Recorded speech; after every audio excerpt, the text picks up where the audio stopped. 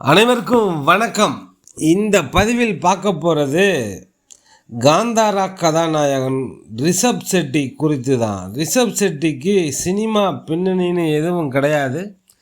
South கர்நாடகாவில் உடுப்பி மாவட்டத்தில் குந்தாபுரம் அப்படிங்கிற ஊருக்கு அருகில் உள்ள சின்ன கிராமம் கீரடி அப்படிங்கிற கிராமத்தை சேர்ந்தவர். அது உடுப்பி மாவட்டத்தில் இருக்குது. நடிகர், இயக்குனர், கதாசிரியர், தயாரிப்பாளர்னு பன்முகம் கொண்ட பல பரிமாணங்களை கொண்ட ரிஷப் செட்டியின் திரை பயணத்தை இந்த பதிவில் பார்ப்போம். கன்னட சினிமாவில் முக்கியமான படைப்பாளிகளில் ஒருவராக ரிஷப் செட்டி இன்று பார்க்கப்படுகிறார். யாசகானம் எனும் பாரம்பரிய கலையில் வேரூன்றிருக்கும் உடுப்பி மண்ணின் வாசனையை திரையில் கொண்டு வந்து ரசிகர்களை வியக்க வைத்த பெருமை இவரையே சேரும். சவுத் கர்நாடகாவில் மங்களூர், உடுப்பி, சிமோகா, ஹூப்ளி மாவட்டங்களை மையமாக கொண்டது சவுத் கர்நாடகா. அதில் உடுப்பி முக்கியமான மாவட்டம். இந்த பகுதிகள் எல்லாமே டெல்டா மாதிரி விவசாயத்தை பிரதான தொழிலாக கொண்ட மாவட்டங்கள். மலைமுகடு, மேடு, பள்ளம் என இயற்கை எழில் மிகுந்த மாவட்டங்கள். அது கடலும் ஆறும் சேர்ந்த மாதிரியே போகும். கடலுக்கு ஈக்குவலாக ஆறு இருக்கும். அந்த ரோட்டோரங்களில் பார்த்தீங்கன்னா உடுப்பி மாவட்டத்தில் தான் இந்த தர்மஸ்தலா கோயில் இருக்குது. இந்த மாவட்டங்களில் அரசியல் விஐபிகள் நிறைந்த மாவட்டம். கர்நாடக அரசை ஆள்பவர்கள், அரசை யார் ஆளணும்னு தீர்மானிக்கிறவங்களாம் இந்த பகுதிகளில் அதிகமாக இருப்பாங்க. சவுத் கர்நாடகாவை சேர்ந்தவங்களாக தான் இருப்பாங்க. கர்நாடகா பாலிடிக்ஸில் முடிவெடுக்கிறவங்க, முக்கியமாக முதல்வர் வேட்பாளர் எல்லாம் அந்த பகுதியை சேர்ந்தவங்களாக இருப்பாங்க. இந்த பகுதி மக்கள் அதிகமாக துளு பேசுவாங்க. இந்த பகுதியில் நமக்கு மொழி பிரச்சனையே வராது. ஏன்னா இவங்க பேசுகிறது கன்னடமாக இருக்காது. துளு மலையாளம் தான் அதிகம் பேசுவாங்க. கன்னடர்களுக்கே இவங்க மலையாளத்தில் தான் பதில் சொல்லுவாங்க. நம்ம கன்னியாகுமரி மாவட்டம் மாதிரி அந்த பகுதியெல்லாம். சரி, நம்ம கதாநாயகன் ரிஷப் செட்டி விஷயத்துக்கு வருவோம். பொதுவாக இந்த பகுதியில் பிறந்து வளர்ந்தவர்கள் கன்னடர்களிலேயே கொஞ்சம் புத்திசாலியாக இருப்பாங்க. ரிஷப் செட்டி பிகாம் படிப்பை முடித்துட்டு பெங்களூரில் பிகாம் படிக்கிறாரு. சினிமா வாய்ப்புக்காக தண்ணீர் கேன் விற்பது போன்ற சிறு சிறு வேலைகளை செஞ்சிகிட்டு இருக்காரு. தனது சினிமா கனவை உறுதியுடன் பின்தொடர்கிறாரு. அவரோட அர்ப்பணிப்பு, உள்ளூர் கலாச்சாரத்தின் மீதான தீவிர பற்றும் காந்தார படைப்பை உருவாக்க காரணமாக அமைந்திருக்கு. ரிஷப் செட்டியின் இயற்பெயர் பிரசாந்த் செட்டி. இவர் கர்நாடக மாநிலம் உடுப்பி மாவட்டம் கீரடி கிராமத்தில் 1983 ஆண்டு 7ஆம் தேதி பிறந்திருக்காரு. சிறு வயது முதல் நாடகங்கள் பார்க்குறதுல ரொம்ப ஆர்வமாக இருந்திருக்காரு. இவர் பெங்களூரில் வணிகவியல் பிகாம் படிக்கும் போதே கலைகளில் ஈடுபட்டார். படிப்பு முடிந்து சினிமா கனவுடன் வந்தவருக்கு கிடைத்தது பெரும் ஏமாற்றம், பெரும் போராட்டம்தான். எப்படியாவது ஒரு உதவி இயக்குனராக ஆகணும்னு ஆசைப்பட்டார். ஆனால் இவருக்கு கிடைத்தது வேலையெல்லாம் டேபிள் துடைக்கிற வேலை, தண்ணீர் கேன் போடுறது, செலவுக்காக சின்ன சின்ன வேலைகளையும் செய்து கொண்டு சினிமா தொடர்பான சம்பந்தப்பட்டவர்களையும் பின்தொடர்ந்திருக்காரு. இவர் சினிமா வாய்ப்புக்காக அலைந்த காலகட்டத்தில் வாழ்க்கையை நடத்துறதுக்கு பல வேலைகளை செய்ய நேர்ந்தது.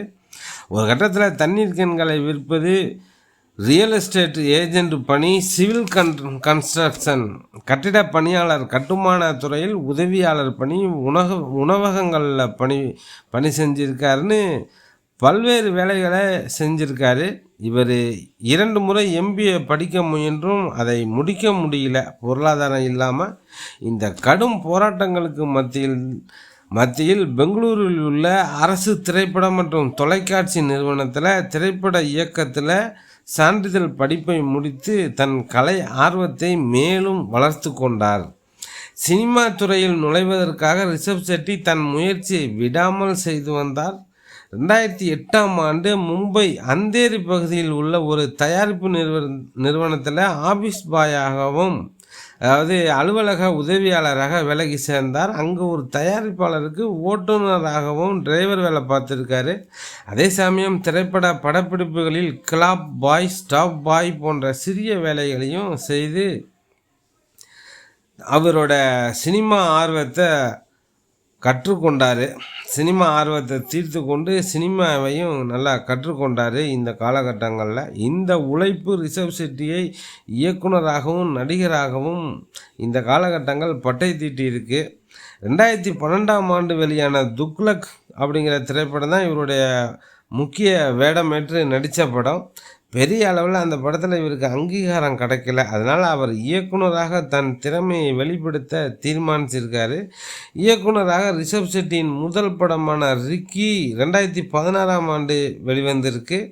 பல இன்னல்களை சந்தித்து தன் சொந்த ஊரான உடுப்பியில் தன் படத்திற்கு ஒரு மாலை நேர காட்சியை பெறுவதற்காக பலரிடம் போராடியதாக அவரே பதிவு செய்திருக்காரு. அவர் டைரக்ட் பண்ண படம் அவங்க ஊரில் ஒரு ஷோ போகட்டு அவங்க சொந்தக்காரங்க நண்பர்களுக்கு காட்டணும்னு நினச்சிருக்காரு. ஆனால் முடியலை. அதே வருஷத்தில் அவர் இயக்கிய கிரீக் பார்ட்டி அப்படிங்கிற திரைப்படம் கன்னட திரையுலகில் மிகப்பெரிய வணிக வெற்றியை பெற்று அவருக்கு திருப்பு முனையாக அமைஞ்சது. இந்த படத்துக்கு சிறந்த இயக்குனருக்கான ஃபிலிம்ஃபேர் விருதையும் பெற்றிருக்காரு. இதை தொடர்ந்து 2018ஆம் ஆண்டு இயக்கிய குழந்தைகளுக்கான திரைப்படமான சர்க்காரி ஹை பிரா சாலே, காசர்கோடு கொடுக்கே, ராமண்ணா ராய் போன்ற படங்களில் குழந்தைகளுக்கான திரைப்படத்துக்கான விருதையும் மத்திய அரசு விருதையும் வாங்கியிருக்காரு. ஒரு திறமையான கலைஞன் என்பதை இந்த படங்கள்லாம் எடுத்து தேசம் முழுவதுமே நிரூபிச்சிருக்காரு. இதுக்கு இடையில் சில திரைப்படங்களில் நடிகராகவும் நடிச்சிருக்காரு. அந்த படம் பெல்பாட்டம்னு ஒரு படம், கருட காமனா, விரிசுப வாகனா போன்ற படங்களில் நடிச்சிருக்காரு ரிஷப் ஷெட்டி.